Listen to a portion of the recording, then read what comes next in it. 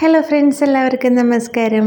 നമ്മുടെ വീഡിയോ ആദ്യമായിട്ട് കാണുന്നവരാണെങ്കിൽ ലൈക്ക് ചെയ്യാനും ഷെയർ ചെയ്യാനും സബ്സ്ക്രൈബ് ചെയ്യാനും മറക്കല്ല കേട്ടോ. അപ്പം നമ്മുടെ വിക്രത്തിൻ്റെ അടുത്തുനിന്ന് നമ്മുടെ വേദയ്ക്ക് മടങ്ങിപ്പോകണം. അപ്പോൾ ഈശ ഡോക്ടറുടെ അടുത്ത് പോയിട്ട് പറയുകയാണ്, വിക്രത്തിന് തൽക്കാലം സേഫായിട്ട് എവിടെയെങ്കിലും ഒന്ന് താമസിപ്പിക്കണം. അത് ഇവിടെ താമസിപ്പിക്കണതുകൊണ്ട് നിനക്ക് വല്ല ബുദ്ധിമുട്ടുണ്ടോ ഈശോയോട് ചോദിക്കുകയാണ് കേട്ടോ.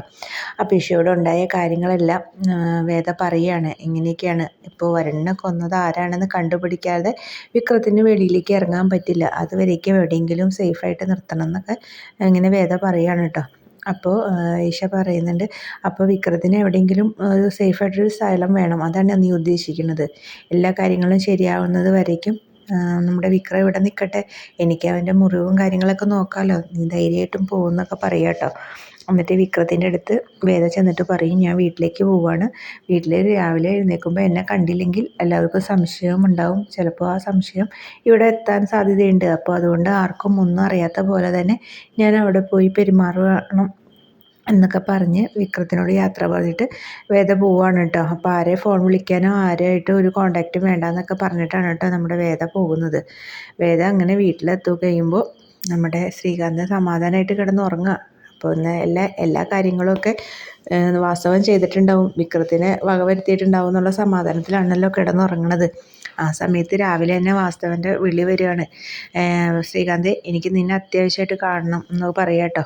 അങ്ങനെ അവരൊരുമിച്ച് കാണുമ്പോൾ പറയുകയാണ്, ഞാൻ അവനെ ഇന്നലെ വെടിവെച്ചിരുന്നു, പക്ഷെ അവൻ എന്താ രക്ഷപ്പെട്ടോ എങ്ങനെയാണെന്നൊന്നും അറിയില്ല, നമുക്ക് അവിടം വരെ ഒന്ന് പോയി നോക്കാമെന്ന് പറയാണ് കേട്ടോ.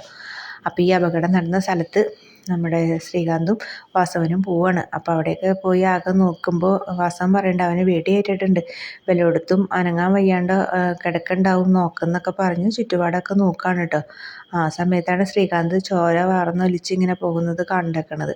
ആ വഴി വരെ പോയി നോക്കുമ്പോൾ പകുതി സ്ഥലം വരെ മാത്രമാണ് കേട്ടോ ചോരയുടെ പാടുണ്ടാവുള്ളൂ. ഇവിടുന്ന് വിക്രം രക്ഷപ്പെട്ടിട്ടുണ്ടെന്നുള്ള കാര്യം അവർക്ക് ബോധ്യമാവുകയാണ്. അപ്പോൾ ഉടനെ തന്നെ വാസവൻ പറയും, എല്ലാ ഹോസ്പിറ്റലിലും പോയി അന്വേഷിക്കണം, വിക്രം അവിടെ എവിടെയെങ്കിലും ഉണ്ടോ എന്ന് അറിയണം എന്നൊക്കെ പറയുകയാണ് കേട്ടോ. അങ്ങനെ ഹോസ്പിറ്റലിലേക്ക് അന്വേഷിക്കാനായിട്ട് ശ്രീകാന്ത് ആളുകളെയൊക്കെ വിടുകയാണ് കേട്ടോ. അതൊക്കെ കഴിഞ്ഞിട്ട് നമ്മുടെ വാസ്തവൻ പറയുന്നുണ്ട്, അവനെ എവിടെ പോയി ഒളിച്ചാലും ഞാൻ അവനെ കണ്ടെത്തും, എൻ്റെ മോനെ ഇല്ലാതാക്കിയവനെ ഞാൻ വച്ചേക്കില്ല എന്നൊക്കെ പറയാണ് കേട്ടോ. ഇത് കേൾക്കുമ്പോൾ ചന്ദ്രശേഖരനും ശ്രീകാന്തിൻ്റെ ഉള്ളിലൊരു പേടി വരുന്നുണ്ട്. ഇതൊക്കെ ചെയ്തത് തങ്ങളാണെന്ന് അറിഞ്ഞിട്ടുണ്ടെങ്കിൽ വാസ്തവൻ തങ്ങളെ വച്ചേക്കില്ല എന്നുള്ള ഒരു വിചാരം അവർക്ക് രണ്ടുപേർക്കും തോന്നുകയാണ് കേട്ടോ. ഉള്ളിലൊരു ചെറിയൊരു ഭയം തന്നെ ഉണ്ട്. അങ്ങനെ ശ്രീകാന്ത് വീട്ടിലെത്തുമ്പോൾ വേദനെ കാണുന്നുണ്ട്. വേദയുടെ പെരുമാറ്റത്തിൽ എന്തെങ്കിലും ഒരു ഭാഗപകർച്ച ഉണ്ടോ എന്ന് അറിയാൻ വേണ്ടിയിട്ട് ഇങ്ങനെ ശ്രദ്ധിക്കുന്നുണ്ട് കേട്ടോ ശ്രീകാന്ത്. പക്ഷേ വേദ ഒന്നും അറിയാത്ത പോലെ പതിവ് പോലെ എന്ന പോലെയാണ് പെരുമാറ്റമൊക്കെ കാണുന്നത് കേട്ടോ. അങ്ങനെ വേദ വിക്രത്തിനെ കാണാനായിട്ട് പോകാൻ തുടങ്ങുകയാണ് കേട്ടോ. റെഡിയായിട്ട് ഇറങ്ങുകയാണ്. പതിവ് പോലെ കോടതിയിലേക്ക് എന്ന രീതിയിൽ വേദ അവിടെ നിന്ന് പോവുകയാണ് കേട്ടോ.